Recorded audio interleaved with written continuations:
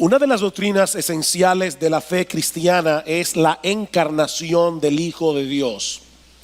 El hecho de que nuestro Señor Jesucristo, la segunda persona de la Trinidad, se hizo hombre para salvarnos. Él asumió una naturaleza humana, igual que la tuya, igual que la mía, excepto en el hecho de que Él nunca pecó. Jesús era verdaderamente Dios y era verdaderamente hombre. Su humanidad no disminuyó ni limitó su divinidad en ningún sentido. Pero de la misma manera, su divinidad no dotó de poderes sobrenaturales su humanidad. Jesús no era una especie de Superman. En palabras más sencillas, Jesús realmente era hombre a pesar de ser Dios. Y realmente era Dios a pesar de ser hombre. Esto es imposible de entender con nuestra mente finita, pero esa es la clara enseñanza del Nuevo Testamento. Jesús tenía un cuerpo humano, como el nuestro, con todas las limitaciones que eso conlleva. Jesús estuvo sujeto a las leyes de crecimiento. Jesús sintió hambre. Jesús sintió cansancio. A Jesús le dio sed, como cualquier ser humano. Mis hermanos, para los israelitas del primer siglo, Jesús era un judío común y corriente.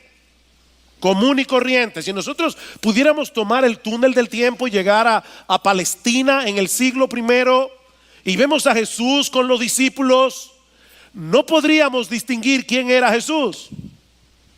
Aunque en ningún momento Él dejó de ser Dios, la gloria de su divinidad quedó temporalmente escondida tras el velo de su humanidad, con la excepción del evento que vamos a estudiar en la mañana de hoy en Marcos capítulo 9. Yo les ruego que vayan una vez más al texto que Lester leyó esta mañana, Marcos capítulo 9. Vamos a estar estudiando los versículos 1 al 13.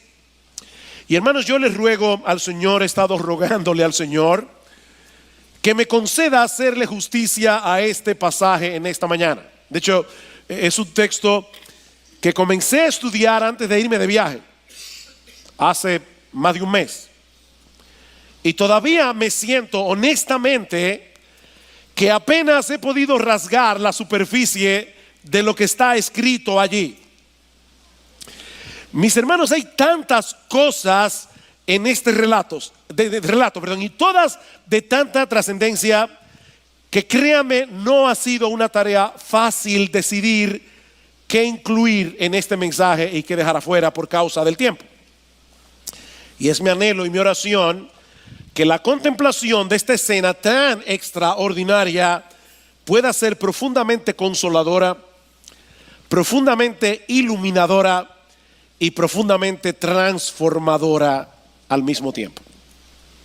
Lo primero que hace Marcos al relatar lo que sucedió aquí en Marcos 9 es ubicar este evento en su contexto histórico. Noten los versículos 1 y 2. Y les decía, en verdad os digo que hay algunos de los que están aquí que no probarán la muerte hasta que vean el reino de Dios después que haya venido con poder. 6 días después, Jesús tomó consigo a Pedro, a Jacobo y a Juan y los llevó aparte solos a un monte alto. 6 días después de qué? Bueno, 6 días después de lo que había sucedido en la región de Cesarea de Filipos y que nosotros estudiamos en el último mensaje de esta serie, lamentablemente hace más de un mes. El Señor Jesucristo había preguntado a sus discípulos qué decían los hombres acerca de Él. Marcos capítulo 8 versículo 28. Y les respondieron diciendo: unos dicen que tú eres Juan el Bautista, otros que tú eres Elías, pero otros uno de los profetas. Y Él les preguntó de nuevo: pero vosotros, ¿quién decís que soy yo? Y respondiendo Pedro le dijo: tú eres el Cristo. En el Evangelio de Mateo En el pasaje paralelo se nos da una versión más extensa de esta conversación entre Jesús y el apóstol Pedro. Lo que él dice acerca del Señor en representación de los 12 es que Él es el Cristo, el Hijo del Dios viviente. Tú eres el Cristo, el Hijo del Dios viviente. Y entonces el Señor le responde con estas conocidísimas palabras: bienaventurado eres, Simón, hijo de Jonás, porque eso no te lo reveló carne ni sangre, sino mi Padre que está en los cielos. Y yo también te digo que tú eres Pedro, y sobre esta roca edificaré mi iglesia, y las puertas del Hades no prevalecerán contra ella. Esta iglesia que Jesús está edificando tiene como fundamento, tiene como base esta verdad fundamental que el apóstol Pedro acaba de revelar acerca de él. Jesús es el Cristo, Jesús es el Mesías, que fue ampliamente anunciado por los profetas del Antiguo Testamento, pero es al mismo tiempo el Hijo de Dios, la segunda persona de la Trinidad que vino al mundo como hombre para morir en una cruz por nuestros pecados. Noten lo que el Señor continúa diciendo en el versículo 31 de Marcos 8. Y comenzó a enseñarles que el Hijo del Hombre debía padecer muchas cosas y ser rechazado por los ancianos, los principales sacerdotes y los escribas, y ser muerto, y después de 3 días resucitar. Era necesario que ese Jesús, a quien Pedro ha identificado como el Cristo y el Hijo de Dios, fuera a Jerusalén y allí padeciera en manos de los líderes religiosos de Israel, que fuera muerto y que resucitara al 3er día, porque de otro modo era imposible pagar nuestra deuda con la justicia de Dios.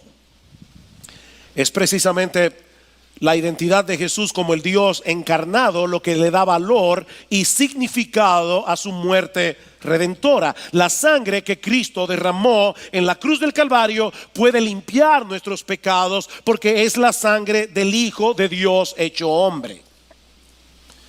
Pero eso es algo que los discípulos no podían entender.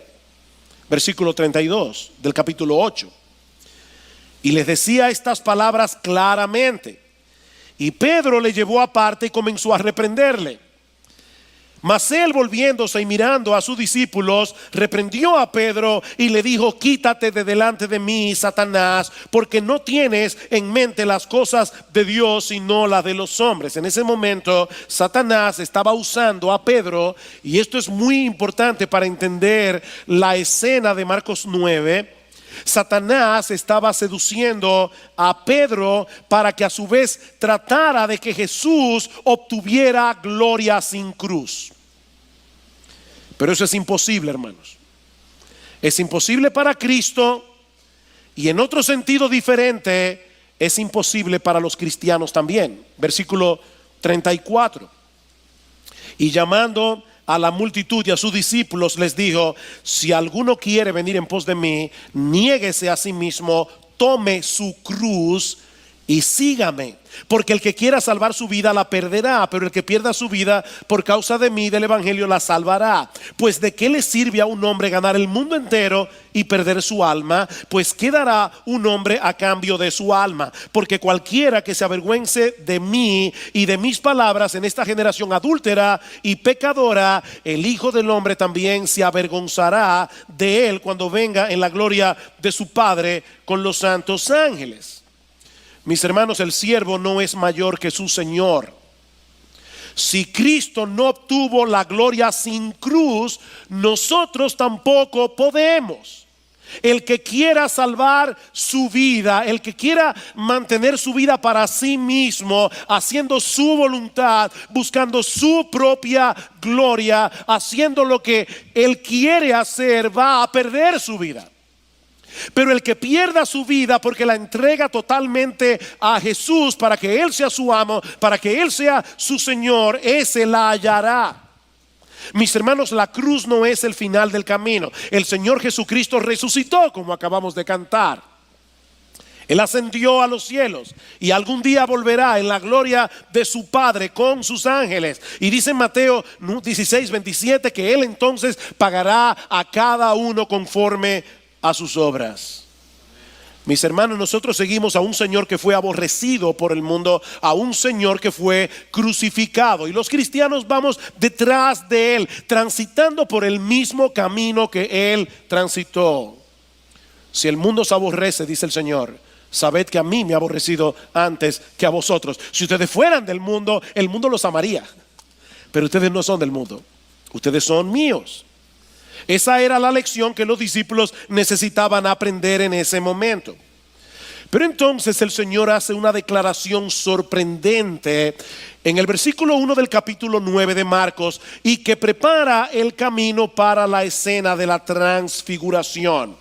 Cristo dice en Marcos 9:1 que algunos de los que estaban allí, refiriéndose de manera particular a Pedro, a Juan y a Santiago, iban a contemplar un destello de la dignidad que Cristo posee como Dios y como Rey, y que será plenamente manifestada al mundo cuando Él regrese en la gloria de su Padre. Y eso fue precisamente lo que sucedió 6 días después. ¿Estamos todavía en el carril? La conversación en Cesarea de Filipos, 6 días después, el Señor se transfiguró, dice Marcos capítulo 9 versículo 2, delante de Pedro, Juan y Santiago. La palabra transfiguración es una palabra griega que todos ustedes conocen, o la mayoría de ustedes conocen. Es la palabra griega metamorfosis. El Señor Jesucristo tuvo un cambio de forma, un cambio de estado. Dice en Lucas 9:29 que la apariencia de su rostro se hizo otra. Mis hermanos, momentáneamente en el monte de la transfiguración, el Señor descorrió el velo de su humanidad para que Pedro, Juan y Santiago pudieran contemplar quién era Él realmente en toda su gloria. Y que al mismo tiempo estos 3 discípulos tuvieran un adelanto de la segunda venida. La transfiguración es un tráiler de la segunda venida. Y el Señor no quiso que nadie más estuviera presente esa noche con Él. Dice que subió a un monte alto y allí se transfiguró. Y esto por varias razones. Por un lado, la ley de Moisés establece que todo asunto debía ser confirmado por boca de 2 o 3 testigos. Así que no era necesario que haya más personas allí. De manera que estos 3 discípulos eran suficientes. Por otra parte, estos hombres pertenecían al círculo más íntimo del Señor Jesucristo, y los 3 iban a jugar un papel de suprema importancia en los primeros años de la iglesia: el apóstol Pedro, el apóstol Santiago y el apóstol Juan, que escribió 5 de los 27 libros del Nuevo Testamento. Ahora, la razón principal probablemente por la que el Señor no quería que las multitudes se expusieran a ese despliegue de su gloria era para que no trataran de hacerlo rey antes de tiempo. Y sin haber entendido la verdadera naturaleza de su obra salvadora. Por eso prohíbe tajantemente a estos discípulos que contaran a otros lo que vieron esa noche hasta después de su resurrección. Noten el versículo 9 del capítulo 9. Cuando bajaban del monte, les ordenó que no contaran a nadie lo que habían visto hasta que el Hijo del Hombre resucitara de entre los muertos. Es en ese contexto que ocurre el evento de la transfiguración. Versículo 2, una vez más: 6 días después, Jesús tomó consigo a Pedro, a Jacobo y a Juan y los llevó aparte solos a un monte alto y se transfiguró delante de ellos, y sus vestiduras se volvieron resplandecientes, muy blancas, tal como ningún lavandero sobre la tierra las puede emblanquecer. Y se les apareció Elías junto con Moisés y estaban hablando con Jesús. Yo les decía, hermanos, hay muchas cosas aquí. Esta escena que Marcos está describiendo es muy parecida a lo que ocurre en Éxodo capítulo 24, cuando Moisés sube al monte Sinaí para encontrarse con Dios. Moisés subió al monte con un grupo de testigos, lo mismo que Jesús. La nube de la gloria de Dios descendió sobre el monte, lo mismo que ocurrió en la transfiguración. Ellos escucharon la voz de Dios en ambos eventos. Y más adelante en Éxodo capítulo 34 versículo 29 dice que la piel de Moisés resplandecía por haber estado en la presencia de Dios. Así que estos dos incidentes fueron muy similares, pero con una gran diferencia. Moisés reflejaba la gloria de Dios, así como la luna refleja la luz del sol. Pero en el monte de la transfiguración, Cristo mostró su propia gloria. Por un instante Jesús permitió que su carne humana no pudiera ocultar por completo el brillo de su gloria divina. Mis hermanos, lo que ocurrió aquí no fue que vino una luz del cielo y se posó sobre Jesús. Lo que ocurrió aquí fue que una luz potente emanó de su cuerpo.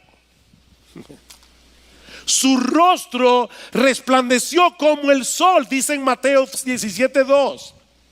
Su rostro resplandeció como el sol y sus vestiduras adquirieron un brillo sobrenatural.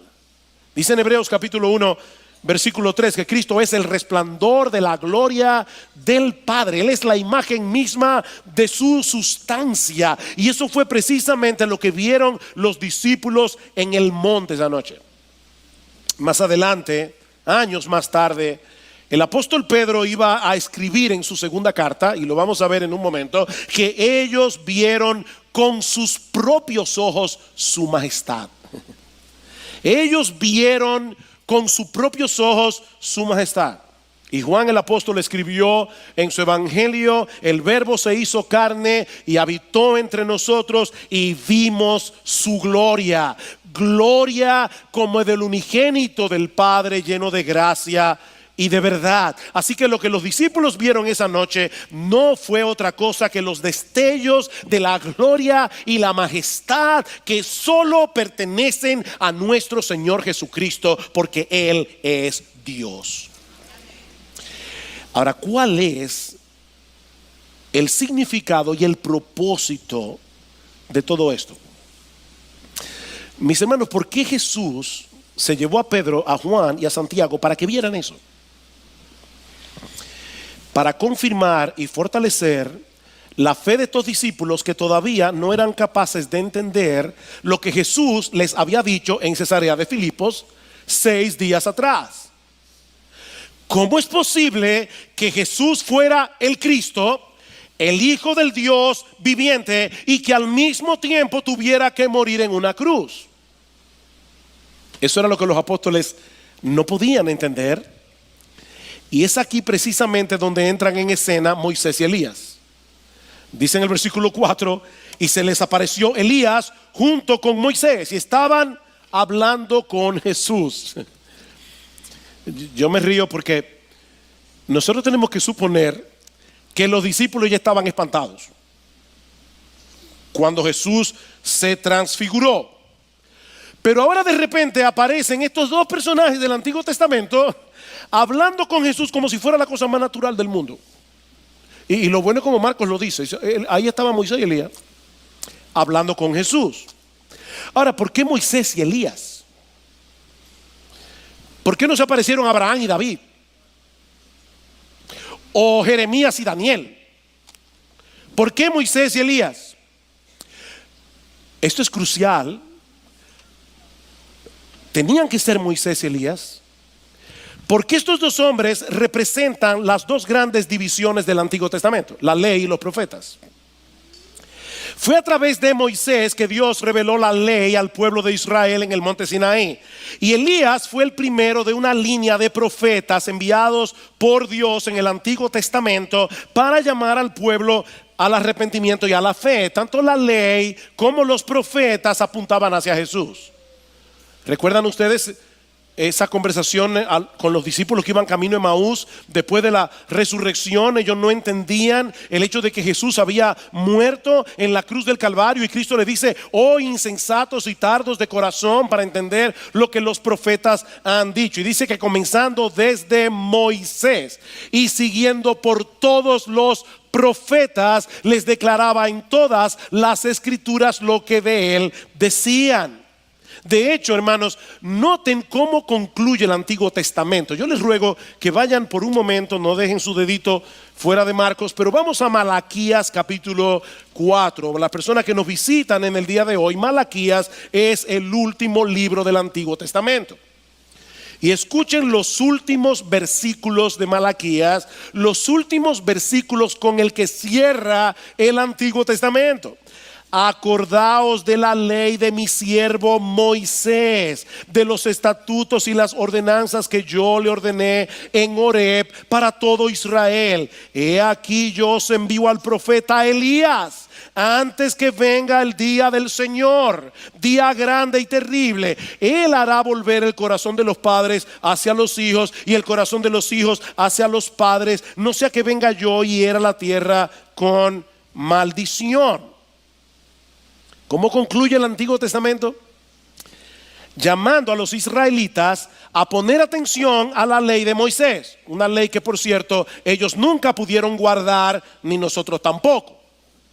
Pero el Antiguo Testamento concluye diciendo a los judíos: presten atención a la ley de Moisés, y al mismo tiempo termina con esta misteriosa promesa de que Dios habría de enviar al profeta Elías. Elías se había muerto hace más de 1000 años. Pero dice: yo le voy a enviar a Elías antes de que venga el día del Señor. Así que, hermanos, los judíos sabían que había alguna conexión entre la llegada del Mesías para establecer su reino y la aparición del profeta Elías. Y todo eso conectado con el fin del mundo, el día del Señor, grande y terrible. Vimos algo de eso el domingo pasado cuando estudiamos la parábola del trigo y la cizaña. Así que, hermanos, en la mente de los discípulos, la presencia de Elías en el monte de la transfiguración solo podía significar una cosa: se habían comenzado a cumplir las profecías del Antiguo Testamento con respecto a la llegada del Mesías, y el reino de Dios tiene que estar a punto de ser establecido en la ciudad de Jerusalén. Los discípulos estaban muy confundidos, porque Elías aparece en el monte. Ellos están esperando el reino de Dios, pero Jesús sigue hablando de morir en Jerusalén. Ellos no podían todavía conectar los puntos entre la muerte de Jesús y el establecimiento de su reino. Ahora, noten algo muy importante en este pasaje. ¿De qué estaban hablando Moisés y Elías con Jesús? Marcos no lo dice, pero en Lucas 9:31 dice que ellos hablaban de su partida que Jesús iba a cumplir en Jerusalén. Ahora, esta es una palabra sumamente interesante. Partida es la palabra griega éxodo. Lo que Lucas dice es que Moisés y Elías estaban hablando del éxodo que Jesús iba a cumplir en Jerusalén. En los próximos días Jesús iba a subir a la ciudad de Jerusalén para dar su vida como el cordero pascual que fue sacrificado antes del éxodo, para darle libertad a su pueblo, ya no de la esclavitud de Egipto, sino de la esclavitud del pecado. Ese era el tema de conversación entre Jesús, Moisés y Elías. De manera, mis hermanos, que en el monte de la transfiguración ellos vieron la gloria de Jesús revelarse delante de sus ojos, y al mismo tiempo escucharon a Moisés y a Elías hablando con él acerca de su muerte en la cruz del Calvario. La gloria y la cruz en un mismo evento, uno al lado de la otra. Ellos tenían que entender que ese había sido el plan desde el principio, el que fue revelado en la ley y los profetas, en el Antiguo Testamento. Que Cristo diera su vida en una cruz para luego entrar en su gloria. Mis hermanos, esa es la razón por la que Moisés y Elías estaban allí. Ellos estaban confirmando la enseñanza que encontramos en todo el Antiguo Testamento, desde Génesis capítulo 3, versículo 15, cuando Dios promete enviar un Salvador. Cristo tenía que hacerse débil para vencer. Cristo tenía que morir para darnos vida. Cristo tenía que recibir sobre sí todo el peso de la ira justa de Dios para poder pagar nuestra propia deuda con esa justicia. Pero increíblemente todavía los discípulos no lo pueden entender. Noten lo que ocurre en los versículos 5 y 6.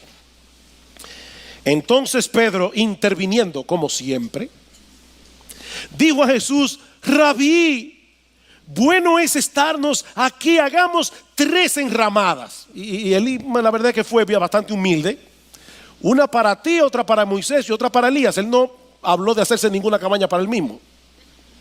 Hagamos 3 enramadas, 3 tabernáculos, uno para ti, uno para Moisés, otro para Elías. Y Marcos dice: porque él no sabía qué decir, pues estaban aterrados. No sabía qué decir. Ese es un comentario interesante, porque recuerden que Marcos no estuvo allí esa noche. Así que Pedro, que era su padre espiritual, tiene que habérselo contado. Así que Pedro, cuando le contó a Marcos lo que sucedió en el monte de la transfiguración, le dijo: yo me puse a hablar como un tonto. Yo estaba hablando disparates. De hecho, Lucas dice más claro todavía: él no sabía lo que decía. Él estaba aterrado. Pedro estaba lleno de temor. Ahora, Santiago y Juan también estaban aterrados, pero se quedaron callados. Esa fue la diferencia. Pedro no. Y el comentario de Pedro es muy revelador. Hagamos 3 enramadas y quedémonos aquí. Aparentemente Pedro quería congelar ese momento de gloria. ¿Para qué bajar de la montaña si podemos celebrar aquí la llegada del reino junto a Moisés y a Elías? Mis hermanos, Pedro tenía el mismo problema que todos nosotros tenemos. Nosotros queremos los beneficios del evangelio, evadiendo al mismo tiempo el camino de la cruz. Nosotros queremos gloria sin cruz. Pero eso no solo es absolutamente imposible, eso es distorsionar por completo lo que el evangelio realmente ofrece. Mis hermanos, déjenme hacerles una pregunta: ¿cuál es el mayor beneficio que Dios nos ofrece en el evangelio? Algunos deben estar pensando: bueno, el perdón de nuestros pecados, y en parte tienen razón, pero el perdón de nuestros pecados no es un fin en sí mismo. El perdón de los pecados es el medio a través del cual nosotros podemos obtener de parte de Dios algo que es infinitamente mayor. ¿Saben lo que es? A Cristo mismo. Lo que el evangelio ofrece es tener comunión con Dios a través de la persona de Jesús. El gran beneficio del evangelio es Cristo mismo. No importa si estamos en el monte de la transfiguración o en el valle de la aflicción. Pedro no quería dejar escapar ese momento de gloria. Él quería congelar ese momento de felicidad, porque él no había entendido todavía que la verdadera gloria no depende de estar en una circunstancia particular. ¿Oíste eso? La verdadera gloria no depende de estar en una situación particular. La verdadera gloria depende de estar con Jesús. Es de estar en comunión con Él, independientemente de las circunstancias. Lamentablemente eso es algo, mis hermanos, que nosotros tendemos a olvidar todo el tiempo. Y sobre todo cuando las cosas parecen estar saliendo bien. Es tan fácil para nosotros sustituir a Jesús por tantas cosas. ¿Y sabe lo que hace Dios por nuestro bien? Que muchas veces tiene que colocarnos en circunstancias difíciles. Dios tiene que privarnos de cosas que en lo más profundo de nuestro corazón nosotros deseamos y anhelamos. ¿Y saben por qué Dios hace eso? Para mostrarnos que Jesús es suficiente. Él es nuestra única esperanza. Él es nuestro único consuelo. ¿Ves? Jesús. De ahí lo que sucede inmediatamente después, versículo 7. Entonces se formó una nube cubriéndolos y una voz salió de la nube: este es mi hijo amado. Este es mi hijo amado. En el bautismo el Padre dice: este es mi hijo amado en quien yo tengo toda mi complacencia. Este es mi hijo amado. En otras palabras, mis hermanos queridos, Jesús llena por completo el corazón del Padre. Él dice: Él es mi hijo amado en quien yo tengo toda mi complacencia. Pero nosotros muchas veces le decimos a Dios: bueno, eso será para ti, para mí Jesús no es suficiente. Yo también necesito esto, necesito esto, necesito esto, necesito esto. No, este es mi hijo amado, le dice el Señor, Dios el Padre. Este es mi hijo amado, a él oíd. La misma nube que descendió sobre el monte Sinaí en los días de Moisés, esa misma nube que cubrió el tabernáculo, que cubrió el templo en el Antiguo Testamento, envolvió a los discípulos esa noche. Y desde la nube ellos escucharon al Padre señalando a Jesús como a su Hijo amado y como su revelación final. Escuchen a Jesús, porque aún Moisés y Elías testifican acerca de él. ¿Saben lo que ocurrió cuando la nube desapareció? Que ya Moisés y Elías no estaban allí. Dice el texto: estaba Jesús solo. Porque ningún otro hay salvación fuera de Jesús. Nadie puede ser salvo guardando la ley. Así que Moisés desapareció. Y la única función de los profetas es señalar a los hombres hacia Jesús. Así que Elías también desapareció. Solo importaba Jesús. Él era el único que tenía que estar allí, porque Él es el único Salvador. Ahora, hermanos, no me malentiendan, el Antiguo Testamento sigue siendo importante. Sigue siendo importante, pero solo porque nos lleva de la mano hacia la persona de Jesús. Es palabra de Dios, inspirada. Eso es lo que le dice Pablo a Timoteo en la segunda carta. Le dice: Timoteo, recuerda la escritura que tú aprendiste desde niño. Y obviamente se refiere al Antiguo Testamento, porque cuando Timoteo era un niño, el Nuevo Testamento no estaba escrito. Le dice: Timoteo, recuerda las escrituras que tú aprendiste desde niño, el Antiguo Testamento, las cuales te pueden hacer sabio para salvación por la fe que es en Cristo Jesús. ¿Qué es lo que hace el Antiguo Testamento? Llevarnos a Jesús. Ahora, increíblemente, los discípulos todavía no lo entienden. Versículo 9. Cuando bajaban del monte, les ordenó que no contaran a nadie lo que habían visto hasta que el Hijo del Hombre resucitara de entre los muertos. Y se guardaron para sí lo dicho, discutiendo entre sí qué significaría eso de resucitar de entre los muertos. Hermanos, ¿por qué los discípulos estaban confundidos acerca de la resurrección?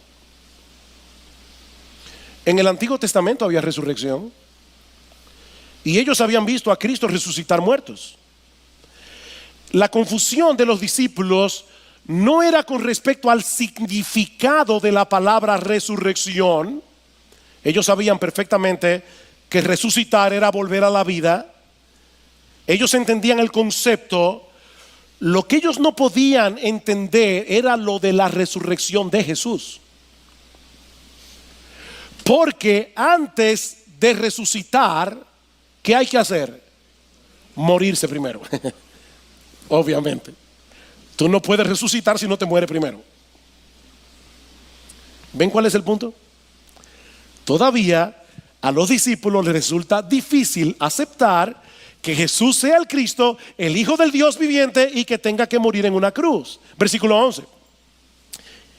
Y le preguntaron diciendo: ¿por qué dicen los escribas que Elías debe venir primero? Parece que Pedro ya había aprendido la lección. En vez de decirle a Jesús y reprenderlo como en el capítulo anterior, tú no puedes morir, él va por otro lado.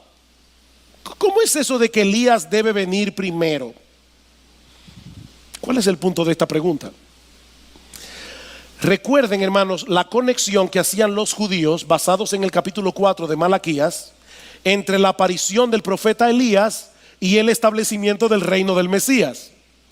¿A quién acaban de ver los discípulos en el monte? Al profeta Elías. La pregunta que ellos están haciendo de forma velada es: ¿por qué tú sigues insistiendo en el hecho de que vas a morir si acabas de reconocer que tú eres el Cristo y Elías ya vino? No se supone que nosotros debemos ir a Jerusalén, no a morir, sino a reinar. ¿Por qué sigues insistiendo en tu muerte en la cruz? De nuevo la misma confusión. ¿Estaban equivocados los escribas en su interpretación del Antiguo Testamento? No del todo, pero lo estaban interpretando a medias. Versículo 12. Y él les dijo, Cristo: es cierto que Elías al venir primero restaurará todas las cosas. Eso es cierto. Sin embargo, ¿cómo está escrito del Hijo del Hombre que padezca mucho y sea despreciado? Pero yo os digo que Elías ya ha venido y le hicieron cuanto quisieron, tal como está escrito acerca de él. Lo que Jesús está diciendo, mis hermanos, es algo como esto: los escribas tienen razón en cuanto a la aparición de Elías como un preámbulo de la llegada del Mesías. Lo que ellos están perdiendo de vista son todos esos textos del Antiguo Testamento que también profetizan el hecho de que el Mesías tiene que sufrir, de que el Mesías tiene que padecer. Génesis 3:15, Salmo 22, Isaías 53, hay un montón de textos en el Antiguo Testamento que enseñaban claramente que cuando el Mesías viniera iba a sufrir, iba a morir en una cruz. Como ellos no entendían, los escribas y los líderes religiosos de Israel no entendían las escrituras, rechazaron al precursor del Mesías. ¿Quién era el precursor del Mesías? Juan el Bautista. Juan el Bautista vino con el espíritu y el poder de Elías. Eso es lo que dice en Lucas capítulo 1 versículo 17. Dice: él viene con el poder de Elías. Y de hecho, en Lucas 1 se cita el texto de Malaquías. Dice: él volverá el corazón de los padres hacia los hijos. O sea, Elías va a venir en la persona de Juan el Bautista. No fue una reencarnación, pero Juan el Bautista tuvo un ministerio parecido al de Elías. De hecho, Cristo lo dijo claramente en Mateo capítulo 17 versículo 14. Mateo 11:14. Él es el Elías que había de venir. Él es el Elías que había de venir. ¿Y qué hicieron los judíos con ese Elías? Lo rechazaron. Y si la nación de Israel rechazó al precursor, también iba a rechazarlo a él. Ellos no podían aceptar a un Mesías que obtiene gloria muriendo en debilidad para salvar a pecadores, y por eso lo mataron. Lo increíble es que al matarlo cumplieron lo que estaba profetizado sin saberlo. La sabiduría de Dios. Ahora, los discípulos tenían un problema similar, pero con un corazón diferente. Ellos confiaban en Jesús, aunque no entendieran del todo lo que él había estado enseñándoles hasta ese momento. Y cuando Jesús resucita de los muertos después de haber sido crucificado, repentinamente todas las piezas del rompecabezas cayeron en su lugar. Y gracias al Señor que nosotros tenemos a un Salvador paciente, a un Salvador lleno de gracia, que siempre está dispuesto a esperar que nosotros entendamos las cosas, porque nosotros somos igualitos a estos discípulos. Escuchen, hermanos, lo que Pedro escribió en su segunda carta, haciendo referencia a lo que sucedió esa noche en el monte de la transfiguración. Segunda de Pedro capítulo 1. Segunda de Pedro capítulo 1 versículo 16. Dice Pedro: porque cuando os dimos a conocer el poder y la venida de nuestro Señor Jesucristo, no seguimos fábulas ingeniosamente inventadas, sino que fuimos testigos oculares de su majestad. Pues cuando Él recibió honor y gloria de Dios Padre, la majestuosa gloria, le hizo esta declaración: este es mi Hijo amado, en quien me he complacido. Y nosotros mismos escuchamos esta declaración hecha desde el cielo cuando estábamos con Él en el Monte Santo.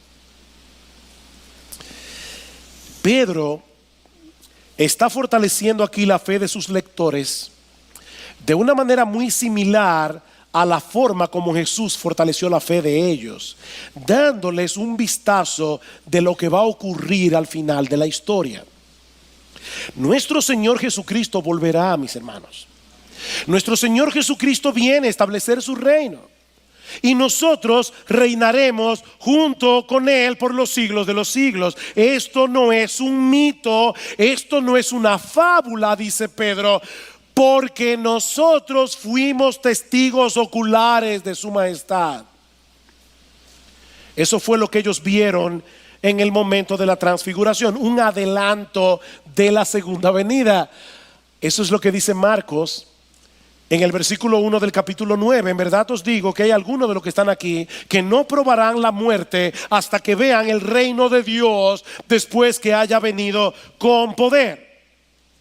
Algunos de ustedes verán los trailers del reino, el adelanto del reino, el preview del reino. Es lo que Jesús está diciendo aquí.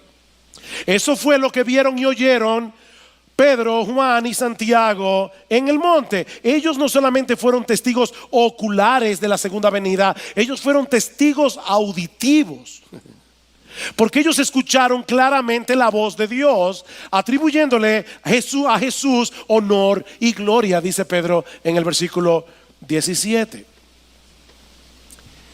Y eso debía ser suficiente para que ellos pudieran enfrentar las pruebas que les iban a venir. Todos los apóstoles, excepto Juan, murieron martirizados. Bueno, pastor, es que yo nunca he tenido una experiencia como esa. Y es por eso que mi fe se tambalea en ocasiones. No, mis hermanos. Escuchen lo que Pedro sigue diciendo a partir del versículo 19. Y así tenemos la palabra profética más segura, a la cual hacéis bien en prestar atención, como a una lámpara que brilla en el lugar oscuro hasta que el día despunte y el lucero de la mañana aparezca en vuestros corazones. Wow, yo quisiera predicar solo un sermón de esa parte, pero no puedo, y ya estamos terminando. Lo que Pedro nos está diciendo aquí, oigan esto, hermanos, con mucha atención. Lo que Pedro nos está diciendo aquí es que el evento de la transfiguración apunta hacia el futuro para poner un sello de aprobación sobre lo que se reveló en el pasado y así fortalecer en el presente nuestra fe. Déjenme explicar a qué me refiero. La palabra profética del Antiguo Testamento es segura porque es una revelación de Dios. Noten lo que dice el versículo 20: pero ante todo sabed que ninguna profecía de la Escritura es asunto de interpretación personal. Eso no quiere decir que tú y yo no debemos interpretar la Biblia. Lo que él está diciendo es: ninguna profecía de la Escritura vino como una decisión personal del profeta que la escribió. O sea, no fue que de repente Isaías se sentó bajo una montaña y se puso a escribir Isaías 53. Eso se lo reveló Dios. La palabra interpretación es una palabra griega que también significa decisión. Ninguna profecía de la Escritura fue escrita por decisión personal del profeta, pues ninguna profecía fue dada jamás por un acto de voluntad humana, sino que hombres inspirados por el Espíritu Santo hablaron de parte de Dios. Así que el Antiguo Testamento es seguro. Sin embargo, el evento de la transfiguración confirma todavía más las escrituras del Antiguo Testamento en una forma más espectacular, más sorprendente, porque ellos vieron un adelanto de la gloria del Mesías de la que hablaron los profetas del Antiguo Testamento. La ley y los profetas, representados en Moisés y Elías, fueron en cierto modo vindicados por la transfiguración de Jesús. Lo que el Señor está diciendo en Marcos 9:1 es: voy a darles un adelanto de lo que ellos profetizaron para que ustedes puedan descansar confiados en las promesas de Dios, aun cuando tengan que atravesar momentos de aflicción. Queridos hermanos, es la contemplación de la gloria de Cristo en las Escrituras lo único que puede fortalecer la fe en medio de la prueba, y es lo único que puede ayudarte en tu lucha contra el pecado. Tú no vas a poder enfrentar los problemas de la vida a menos que tengas tus ojos colocados en la gloria de Jesús. No vas a poder. Tú no vas a poder luchar contra las seducciones del mundo. Tú no vas a poder luchar con las ofertas que el mundo te hace a menos que tú las compares con la hermosura de Jesús. A menos que tú pongas delante de las ofertas del mundo la gloria de Jesús. No vas a poder. La ley no santifica. La ley te dice lo que tú tienes que hacer, pero no te motiva. Lo único que te motiva a decirle no al pecado es porque en tu mente y en tu corazón tú digas con convicción: yo no voy a cambiar la basura del mundo por la gloria de Jesús. ¿Saben qué fue lo que ellos vieron esa noche en el monte de la transfiguración? La gloria y la majestad de aquel en quien tú y yo hemos creído. El que prometió estar con nosotros todos los días hasta el fin del mundo. ¿Ustedes recuerdan lo que sucedió en Éxodo 33 cuando Moisés le pidió a Dios: muéstrame tu gloria? ¿Saben lo que hizo Dios con Moisés? Le dice: no, Moisés, yo no puedo hacer eso. Ningún hombre verá mi gloria y vivirá. Lo escondió en una peña, hizo descender su gloria en una nube, como la que los discípulos vieron en el monte de la transfiguración. Y entonces Dios pasó por encima de Moisés proclamando su nombre: Jehová, Jehová, fuerte, misericordioso y piadoso, tardo para la ira, grande misericordia y verdad, que guarda misericordia a millares, que perdona la iniquidad, la rebelión y el pecado, y que de ningún modo tendrá por inocente al malvado, que visita la iniquidad de los padres sobre los hijos y sobre los hijos de los hijos hasta la tercera y la cuarta generación. Lo importante no fue lo que Moisés vio ese día, porque él no vio nada excepto el piso. Fue lo que él escuchó. Una descripción de quién es Dios realmente, porque es de ese modo que nosotros contemplamos su gloria, entendiendo quién es Él. Por eso es que dice en el versículo 8 de Éxodo 34 que Moisés se apresuró a bajar la cabeza al suelo y adoró. Pero ahora noten algo importantísimo. Este mensaje que Moisés escuchó en aquel día acerca de Dios contenía una gran paradoja que muy probablemente Moisés no pudo descifrar en ese momento. Allí dice que Dios perdona la iniquidad, la rebelión y el pecado, y al mismo tiempo dice que de ningún modo tendrá por inocente al malvado. ¿Cómo puede ser eso posible?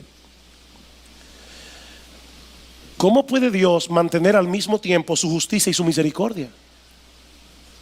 ¿Cómo puede Dios en una misma oración decir que Él perdona la iniquidad, la rebelión y el pecado, y al mismo tiempo decir que Él de ningún modo tendrá por inocente al malvado? Esa es la paradoja que el Evangelio resuelve a través de la muerte de Cristo en la cruz del Calvario. Dios no tuvo por inocente al culpable, sino que castigó a su Hijo en vez de castigar al culpable. Y ¿saben lo glorioso de todo esto, mis hermanos? Que Pedro, Juan y Santiago estuvieron en el monte, vieron la gloria de Dios y no murieron, porque Jesús estaba allí. Porque Jesús estaba allí. Esa es la pieza restante de este rompecabezas que nos permite ver un cuadro aún más sorprendente y más extraordinario del cuadro que vio Moisés en el monte Sinaí.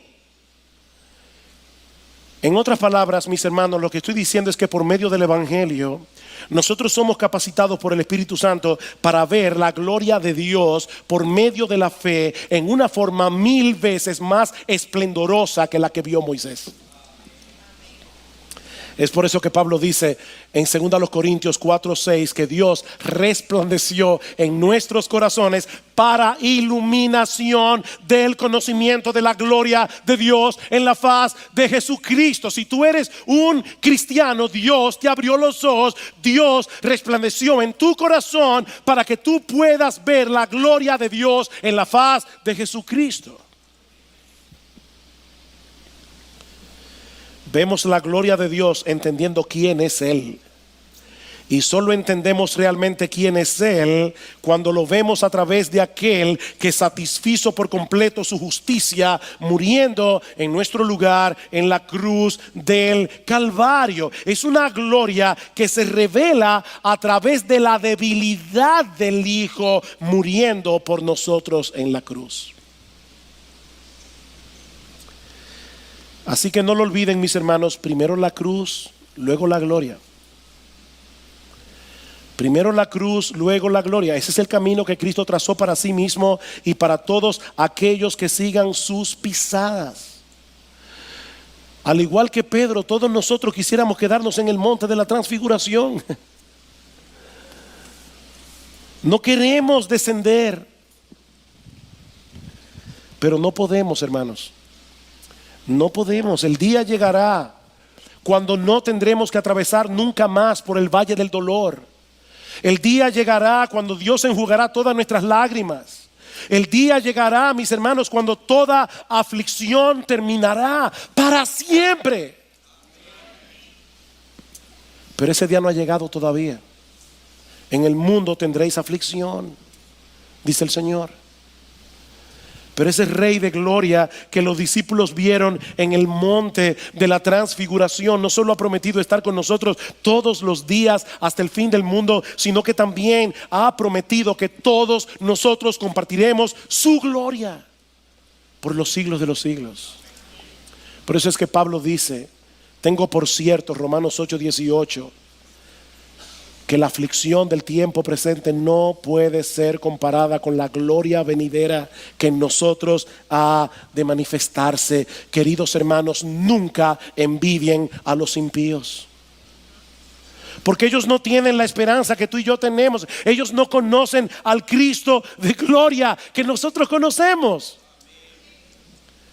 La gloria y el resplandor de su rostro están velados para ellos, pero no para nosotros.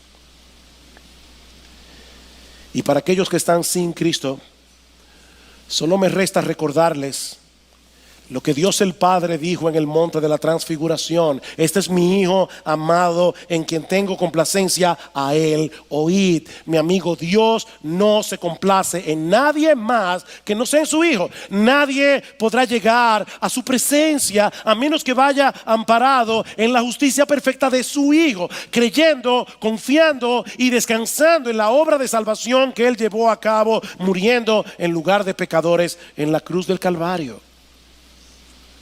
Mi amigo, no pretendas llegar a Dios por otro camino, porque no existe otro.